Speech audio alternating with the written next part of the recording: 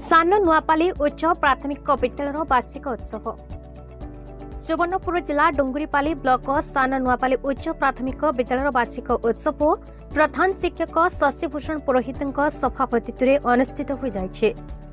मुख्य अतिथि भाव अतिरिक्त ब्लॉक शिक्षा अधिकारी बटकृष्ण पाढ़ी जोगदे दीप प्रज्वलन पूर्वक उद्घाटन करने शैक्षिक और सहशैक्षिक उभय विषय उत्कर्षता हासिल पर छात्र छात्री माने ध्यान देवाक परामर्श देते।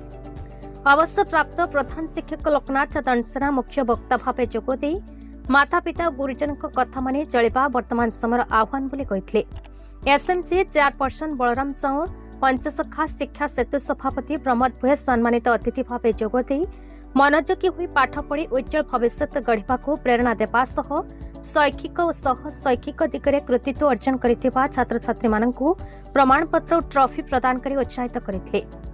मो स्कूल अभियान योजना रे सहयोग करिथिबा बदान्य व्यक्ति को सम्मानित करा जायथिला। छात्री माने स्वागत संगीत माध्यम रे अतिथि को फलतड़ा उपढौकन दे स्वागत करथिले। शिक्षक बलराम नायक सभा परिचालना करथिबा बेले शिक्षयित्री पुष्पांजलि प्रधान वार्षिक विवरणी पठन करथिले। शेषरे शिक्षक सदानंद जाल धन्यवाद अर्पण करथिले। समस्त छात्र छात्री तथा अभिभावक एसएमसी सभ्य सभ्या ग्रामवासी सहयोग करथिले।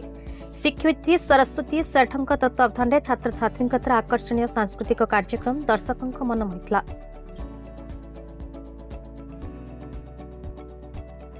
सुवर्णपुर जिलूर श्यामसुंदर पंडा टिकेलाल त्रिपाठी रिपोर्ट भारत न्यूज।